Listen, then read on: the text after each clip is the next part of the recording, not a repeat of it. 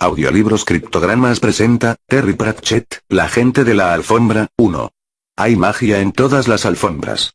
Existen ciudades y pueblos justo debajo de sus pies y la gente que vive en ellos es tan pequeña que cada mechón de lana se extiende a gran altura por encima, como árboles gigantescos. Un grano de azúcar que de algún modo ha encontrado su camino hacia el mundo de la gente de la alfombra, se convierte en una montaña favorita para los animales de la alfombra donde van tan a menudo como les es posible. Las plantas de polvo constituyen una maravillosa vegetación, y el mundo de la gente de la alfombra es tan real para ellos como la tierra lo es para nosotros. Pero también hay criaturas que viven en el submundo, parecen ser aliadas de ese terrible y poderoso Fry que vive encima de la alfombra. Cuando él pasa por arriba, deja destrucción en el mundo de la gente de la alfombra, y las criaturas del submundo intentan aprovecharse de ellos. Esta es la historia de Snibril y de Glurk, los líderes de la gente de la alfombra, y de cómo finalmente derrotan a los servidores de Fry. Está llena de batallas mágicas y de la lucha diaria de la valiente e ingeniosa gente de la alfombra. Los niños de todas las edades, desde los 5 a los 50, disfrutarán este libro, y el mundo de la gente de la alfombra en la casa propia del lector añadirá una nueva dimensión a su imaginación. Terry Pratchett, La gente de la alfombra. EPUBR 1. Patroclo 58, 18 de junio de 2018. Título original. The Carpet People. Terry Pratchett, 1971. Editor digital. Patroclo 58 EPUB base R1, 2, Alin, por entonces y ahora. Nota del autor. Este libro tuvo dos autores, y ambos fueron la misma persona. La gente de la alfombra fue publicado en 1971. Había muchas cosas que estaban mal, la mayoría por ser escritas por alguien que tenía 17 años en ese entonces. Y se vendió un poco, y al final se agotó. Y eso fue todo. Y entonces, hace unos 7 años, los libros de Mundo Disco empezaron a venderse, y las personas a comprarlos y decir, oye, ¿qué es este libro? La gente de la alfombra por el mismo autor. Y los editores se hartaron tanto de decirle a las personas que no había ninguna demanda que decidieron que era el momento para una nueva edición. Y fue leído por Terry Pratchett, 43 años, que dijo, esperen. Escribí eso en los días cuando creía que la fantasía era todo batallas y reyes. Ahora me siento inclinado a pensar que los reales intereses de la fantasía deberían ser no tener batallas, y prescindir de reyes.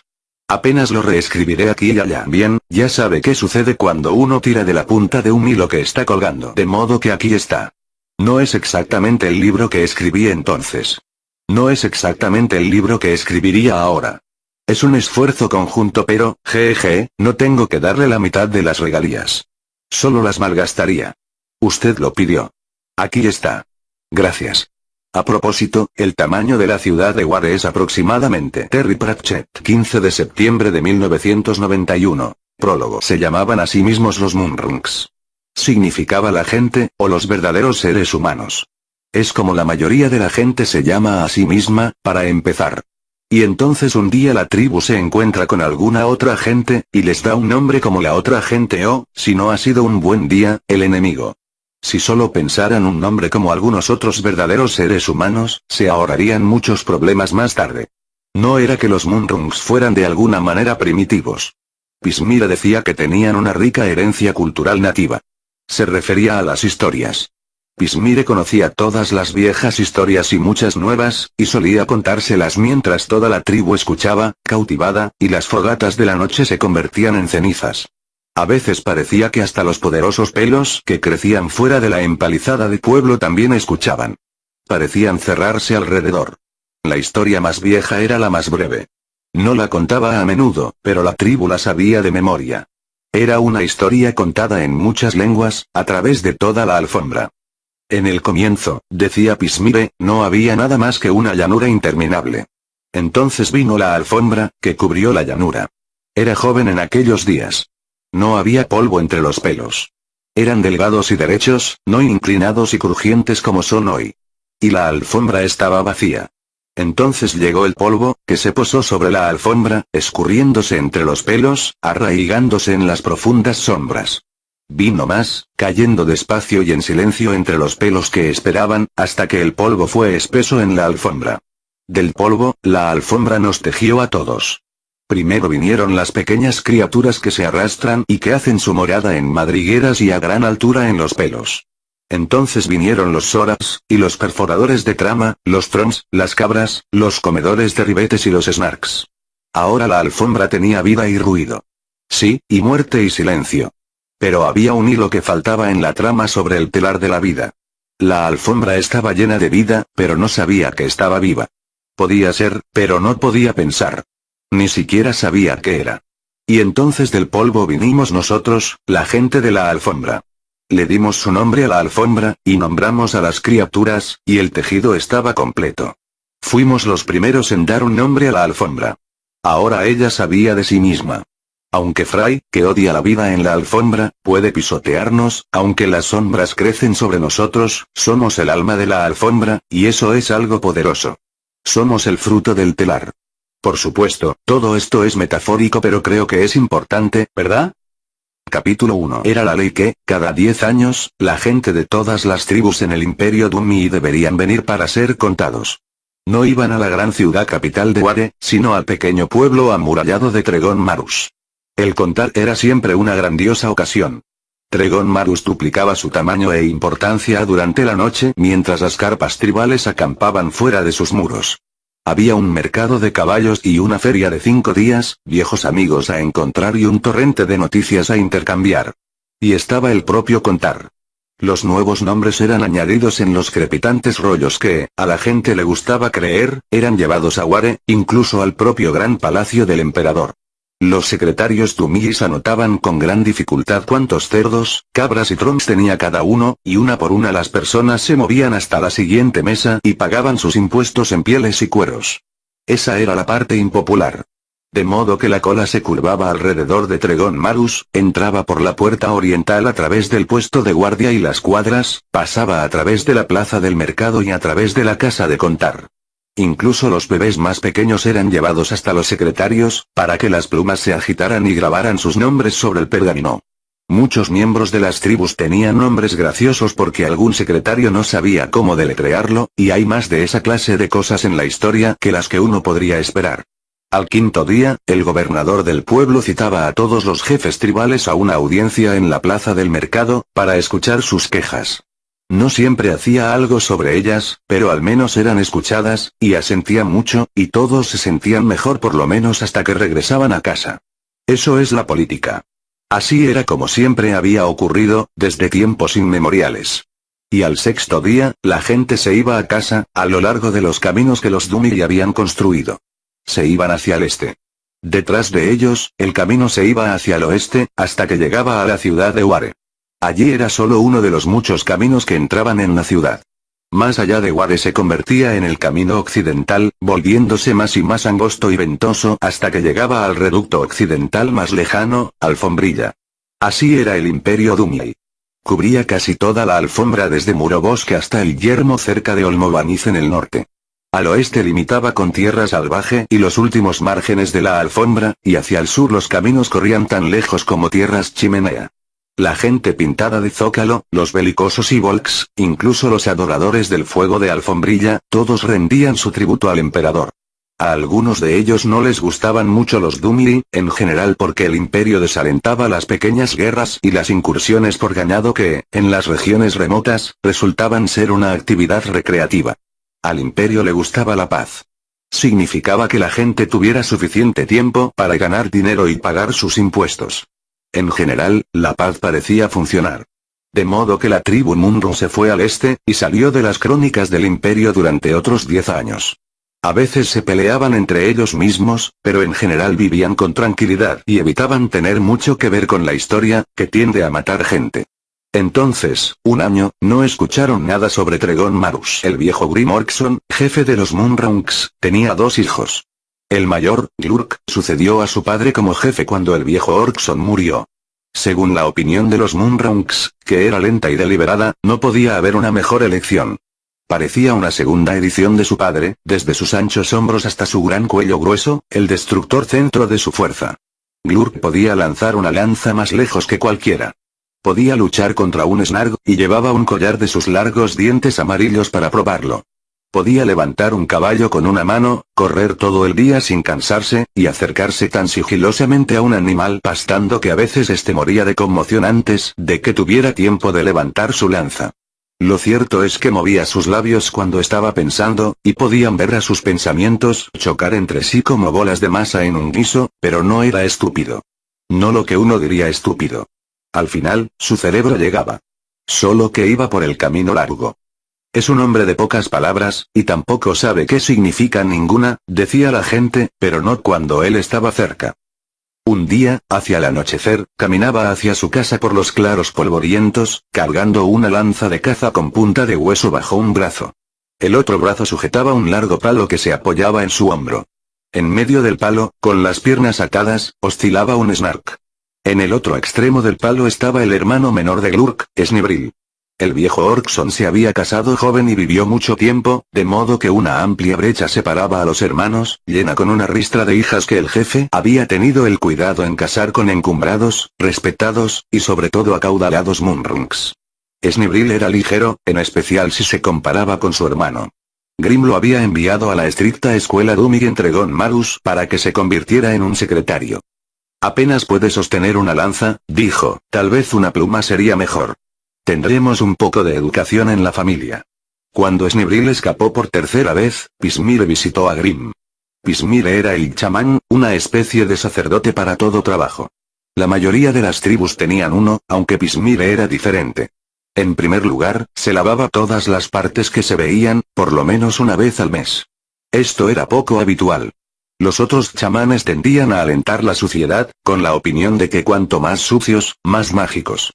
Y no llevaba muchas plumas y huesos, y no hablaba como los otros chamanes de las tribus vecinas. Los otros chamanes comían los hongos con motas amarillas que podían encontrar en lo profundo de las espesuras de pelo y decían cosas como, y ella barra ella. Ella ya. HNGH. HNGH. Que sin duda sonaba mágico. Pismire decía cosas como, una correcta observación seguida por una meticulosa deducción y la precisa visualización de los objetivos es vital para el éxito de cualquier empresa. ¿Han notado la manera en que los trons salvajes siempre caminan 2 días por delante de las manadas de Soraps? A propósito, no coman los hongos con motas amarillas. Lo que no sonaba mágico en absoluto, pero resultaba mucho mejor y conjuraba una buena caza. En privado, algunos Munrungs pensaban que la buena caza era más una consecuencia de su propia destreza. Pismire alentaba esta opinión. El pensamiento positivo, decía, es también muy importante. Era también el hombre oficial de medicina. Era mucho mejor, aceptaban, pero de mala gana, porque los Munrungs respetaban la tradición, que el último que habían tenido, cuya idea de medicina era lanzar algunos huesos al aire y gritar ya. HGN. HGN. Pismire solo mezclaba varias clases de polvos raros en un cuenco, lo convertía en pastillas, y decía cosas como, toma una de estas cuando te acuestes por la noche y otra si despiertas por la mañana. Y en ocasiones ofrecía consejos sobre otros temas. Grim estaba cortando leña fuera de su cabaña. Nunca resultará, dijo Pismire, apareciendo detrás de él con esa silenciosa manera suya. No puede enviar Snibril a Tregon otra vez. Es un Munrung. No me asombra que siga escapando. Nunca será un secretario. No lo tiene en la sangre, hombre. Permítale quedarse. Veré que aprenda a leer. Si puedes enseñarle, serás bienvenido, dijo Grim, agitando la cabeza. Es un misterio para mí. Se pasa todo el tiempo por allí, alicaído. Su madre solía ser así.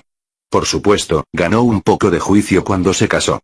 Grim nunca aprendió a leer, pero siempre le habían impresionado los secretarios de Tregon Marus. Podían hacer marcas sobre trozos de pergamino que podían recordar cosas. Eso era poder, se podía decir. Sentía mucho entusiasmo por ver que un Orkson recibiera un poco de eso. De modo que Snibril fue a la escuela del pueblo, la de Pismire, con los otros niños, y aprendió los números, las letras, y las leyes Dumley. Lo disfrutó, absorbiendo conocimientos como si su vida dependiera de eso. A menudo era así, decía Pismire.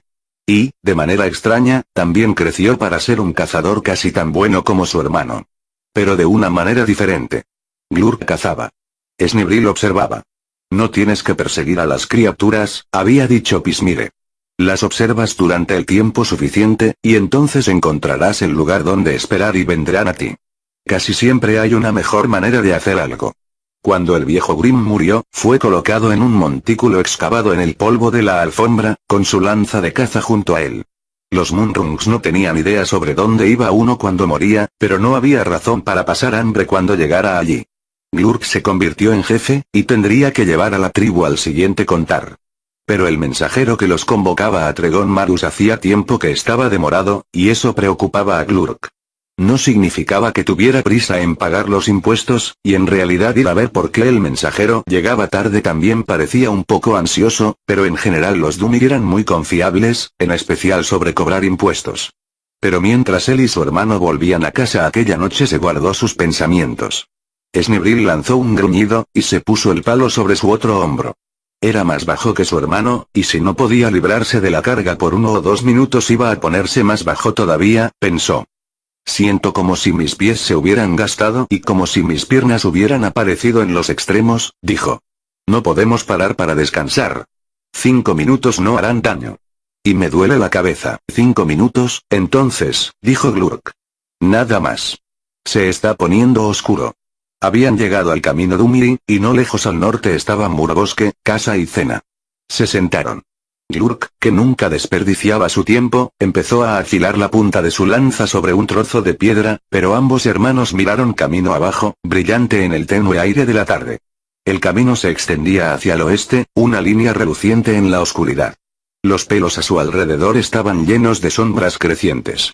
Fascinaba a Snibril, ya que su padre le había dicho que todos los caminos conducían a Ware. De modo que solo el camino estaba entre la entrada de su cabaña y el umbral del palacio del emperador, pensó. Y si uno contaba todas las calles y pasajes que salían del camino en cuanto uno ponía el pie sobre él, podía terminar en cualquier lugar, y si uno solo se sentaba al lado del camino y esperaba, ¿quién podría pasar? Todos los lugares estaban conectados con todos los demás lugares, había dicho Pismire. Puso la cabeza entre sus manos. El dolor era peor. Se sentía como si lo estuvieran estrujando. La alfombra se había sentido mal también, hoy. La caza fue difícil. La mayor parte de los animales se habían esfumado, y el polvo entre los pelos no se agitaba en el aire. No me gusta esto, dijo Glurk. No ha pasado nadie por el camino en días. Se puso de pie y extendió la mano hacia el palo. Snibril gimió. Tendría que pedirle a Pismire una pastilla. Una sombra galopaba a gran altura por encima de los pelos, y giró veloz hacia el sur. Se escuchó un sonido tan fuerte como si tuviera que ser sentido por todo el cuerpo, sacudiendo la alfombra con horrible brusquedad. Los hermanos se aplastaron contra el polvo mientras los pelos alrededor gemían y aullaban en el vendaval. Glurk agarró la áspera corteza de un pelo y se enderezó, resistiendo la tormenta que azotaba a su alrededor. Lejos y arriba, la punta del pelo crujía y traqueteaba, y por todas partes los pelos ondulaban como un mar gris. A través de ellos llegaban piedras hechas añicos, rocas del tamaño de un hombre, medio rodando, medio volando delante del viento. Sujetándose fuerte con una mano, Glurk extendió la otra y puso a su hermano a salvo. Entonces se agacharon, demasiado agitados para hablar, mientras la tormenta los golpeaba. Tan rápido como llegara, viró hacia el sur, y la oscuridad la siguió. El silencio sonaba como gongs. Snibril parpadeó. Fuera lo que fuera, se había llevado el dolor de cabeza. Sus orejas se pararon. Entonces escuchó el sonido de pezuñas sobre el camino a medida que el viento amainaba. Sonaron más fuertes, muy rápidamente, y parecían salvajes y asustadas, como si el caballo corriera libre. Cuando apareció, no tenía jinete. Sus orejas estaban aplastadas contra la cabeza y sus ojos brillaban verdes de terror. El pelo blanco relucía de sudor, las riendas castigaban la silla de montar con la furia del galope. Snibril saltó en su camino. Entonces, mientras la criatura pasaba a su lado, cogió las riendas, corrió por un segundo junto a las pezuñas que batían el suelo, y se lanzó sobre la silla de montar. ¿Por qué se atrevió? Nunca lo sabría. Una observación cuidadosa y una determinación precisa de los objetivos, tal vez. Solo no podía imaginarse no haciéndolo. Entraron en el pueblo, montados en el caballo ya calmado y arrastrando el Snark por detrás. La empalizada se había roto en algunos lugares, y unas rocas habían destrozado algunas cabañas. Glurk miró hacia la cabaña Orkson y Snibril escuchó el gemido que dejó escapar. El jefe se bajó del lomo del caballo y caminó despacio hacia su casa. O lo que había sido su casa. El resto de la tribu dejó de hablar y se retiró, con respeto, para dejarlo pasar. Un pelo había caído, uno grande. Había aplastado la empalizada. y la punta de él cruzaba lo que quedaba de la cabaña Orkson, el arco de la entrada todavía de pie, con valentía, entre los escombros de vigas y quincha. Berta Orkson llegó corriendo con sus niños alrededor, y se lanzó en sus brazos. Pismire nos sacó antes de que el pelo cayera, lloró. ¿Qué haremos? La palmeó distraído, y continuó mirando la cabaña en ruinas. Entonces trepó el montón de escombros, y pinchó por allí. La multitud estaba tan silenciosa que cada sonido resonaba. Se escuchó un tintineo cuando recogió la olla que por milagro se había salvado de la destrucción, y la miró como si nunca antes hubiera visto su diseño, girándola de un lado al otro a la luz de la lumbre. La levantó por encima de su cabeza y la hizo añicos contra el suelo. Entonces levantó su puño y maldijo. Maldijo por los pelos, por las oscuras cavernas del subsuelo, por los demonios del piso, por la trama y por la urdimbre. Gritó las palabras indescriptibles e hizo el juramento de Redwatchud el frugal, ese chiflado, según decían, aunque Pismire afirmaba que era una superstición. Las maldiciones treparon los pelos de tarde y las criaturas nocturnas de la alfombra escucharon. Juramento sobre juramento en un pilar altísimo de vibrante terror. Cuando terminó, el aire tembló. Se dejó caer sobre las ruinas y se sentó con la cabeza entre las manos, y nadie se atrevió a acercarse. Hubo miradas de soslayo, y una o dos personas se sacudieron y se alejaron deprisa. Snebril desmontó y caminó hasta donde Pismire estaba parado muy triste, envuelto en su manto de piel de cabra. No debería haber dicho las palabras indescriptibles, dijo Pismire, más o menos por lo bajo. Es todo superstición, por supuesto, pero no se puede decir que no sea real. Oh, hola. Veo que sobreviviste. ¿Qué cosa hizo esto? Solían llamarlo Fray, dijo Pismire. Creía que era solo una vieja historia. No significa que fuera falsa. Estoy seguro de que fue Fray. Los cambios en la presión atmosférica, para empezar, los animales lo sentían exactamente como se decía en él, se detuvo. Exactamente como leí en algún lugar, dijo con torpeza. Echó un vistazo más allá de Snebril y se animó. Han conseguido un caballo, según veo. Creo que está lastimado. Pismire caminó hacia el caballo y lo revisó con cuidado. Es Dumili, por supuesto, dijo. Que alguien vaya por mi caja de hierbas. Algo lo ha atacado, ¿lo ves? Aquí. No muy profundo, pero debe ser vendado. Una bestia magnífica. Magnífica. ¿Sin jinete? Revisamos el camino un trecho pero no vimos a nadie. Pismire acarició el pelaje brillante. Si vendieras a todo el pueblo y su gente en esclavitud, solo entonces podrías comprar un caballo así. Escapó hace algún tiempo a quien pertenecía. Ha estado viviendo salvaje por días. Los Dumili ya no permiten a nadie tener esclavos, dijo Snebril. Trato de decirte que vale mucho, dijo Pismire. Tarareó distraídamente por lo bajo mientras revisaba las pezuñas. De donde quiera que venga, alguien debe haberlo montado. Soltó una pierna e hizo una pausa para mirarle los pelos. Algo lo asustó. No Fray. Algo, hace días. No fueron bandidos, porque se habrían llevado el caballo también. Y no dejan marcas de garras. Un Snark podría haberlas hecho si fuera 3 veces su tamaño normal. Oh, cielos. Y hay cosas así, dijo. El grito llegó. A Snebril le pareció como si a la noche le hubiera crecido una boca y una voz. Venía desde los pelos apenas más allá de la empalizada rota, un chillido burlón que extinguió la oscuridad. El caballo se encabritó. Ya habían prendido una fogata en la rotura de la pared, y algunos cazadores corrieron hacia allí, las lanzas listas. Se detuvieron. Sobre el otro lado había una enorme forma montada en la oscuridad, y 2 pares de ojos. Un par era rojo sombrío, el otro rielaba en verde. Miraban sin parpadear sobre las llamas, hacia los lugareños. Glurk arrebató una lanza de uno de los hombres con la boca abierta y se abrió camino. Nada más que un Snarg, gruñó, y la lanzó. La lanza golpeó algo, pero los ojos verdes solo se volvieron más brillantes. Se escuchó un retumbo grave y amenazador desde una garganta invisible. Sal de aquí. Vuelve a tu guarida. Pismire corrió con un palo ardiendo en la mano, y lo tiró hacia los ojos. Parpadearon y ya no estaban más. Con ellos se fue el hechizo. Los gritos se alzaron y, avergonzados de su miedo, los cazadores avanzaron en tropel. Deténganse. Gritó Pismire. Idiotas. ¿Lo perseguirán en la oscuridad, con sus lanzas de hueso? Era un Snark negro. No como los marrones que encuentran por aquí. ¿Conocen las historias?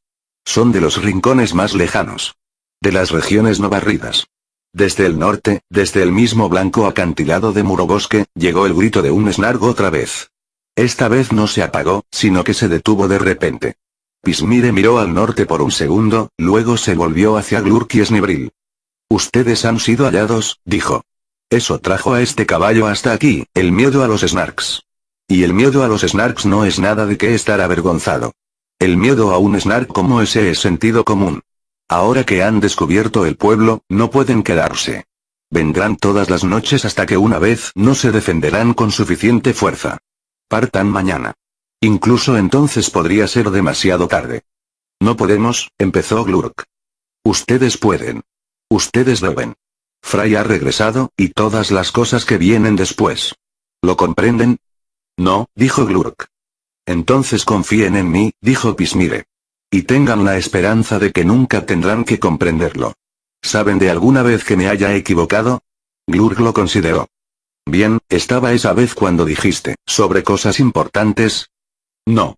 Supongo que no. Glurk se veía preocupado. Pero nunca hemos tenido miedo a los Snarks. Podemos enfrentarnos a ellos. ¿Qué tienen estos de especial? Las cosas que cabalgan sobre ellos, dijo Pismire. Había otro par de ojos, dijo Glurk con aire vacilante. Peor que los Snarks, dijo Pismire. Tiene armas mucho peores que dientes y garras. Tienen cerebros. Capítulo 2. Bien, eso es todo. Vamos, dijo Glurk, echando una última mirada a las ruinas de la cabaña. Espera un minuto, dijo Snibril. Sus pertenencias ocupaban con soltura una mochila de piel, pero rebuscó entre ellas en caso de que olvidara algo. Había un cuchillo de hueso con el asa de madera tallada, y un par de botas de repuesto. Luego había un rollo de cuerdas de arco, y otra bolsa con puntas de flecha, un trozo de polvo de la suerte y, justo al fondo, los dedos de Snibril rodearon una bolsa llena de bultos. La sacó con cuidado, para no dañar su contenido, y la abrió. 2, 5, 8, 9. Estaban todas allí, su barniz reflejando la luz mientras movía sus dedos. Dijo Glurk, no sé por qué te molestas con ellas. Otra bolsa con puntas de flechas llenaría mejor el espacio. Snibril sacudió la cabeza, y sujetó las monedas que brillaban con barniz. Las habían modelado con la madera roja de las minas Pata de Silla. De un lado de cada moneda, la cabeza del emperador, tallada. Eran las Tarneri, las monedas de los Dumiri, y habían costado muchos cueros entre Gon Marus. A decir verdad eran cueros, si uno las miraba de esa manera, ollas o cuchillos o lanzas. Por lo menos, eso decía Pismire. Snibril casi nunca lo comprendió del todo, pero le parecía que era tan grande el amor de los Dumiri por su emperador que daban y tomaban las pequeñas imágenes de madera a cambio de pieles y cueros. Por lo menos, eso decía Pismire. Snibril no estaba seguro de que Pismire comprendiera de finanzas mucho más que él. Los dos se abrieron camino hasta los carros. Había pasado menos de un día desde que golpeara a Fry. Pero qué día. Discusiones, principalmente. Los Moonrungs más ricos no querían partir, especialmente porque nadie tenía una idea clara de hacia dónde irían. Y Pismire se había marchado a algún lugar, a sus asuntos. Entonces, en medio de la mañana, habían escuchado los gritos de los Snarks en el sur. Alguien vio unas sombras planeando entre los pelos. Otra persona dijo que vio unos ojos espiando sobre la empalizada. Después de eso, las discusiones pararon. Los Moonrungs estaban acostumbrados a viajar, como la gente de pronto señaló. Se mudaban todos los años, más o menos, a mejores terrenos de caza. Habían estado planeando esta mudanza por meses, tal vez. No era como si estuvieran escapando, dijeron todos. Nadie podría decir que estaban escapando. Se estaban alejando. Muy lentamente. Antes de media tarde, el área dentro de la empalizada estaba llena de carros, vacas y gente cargando mobiliario. Ahora el alboroto había terminado, y todos esperaban a Glurk. Su carro era el mejor, una reliquia de familia, con un techo curvo cubierto con pieles.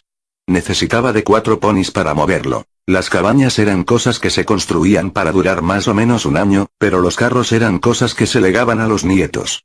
Detrás de él, una línea de ponis con alforjas cargadas con la riqueza Orkson en pieles esperaba con paciencia.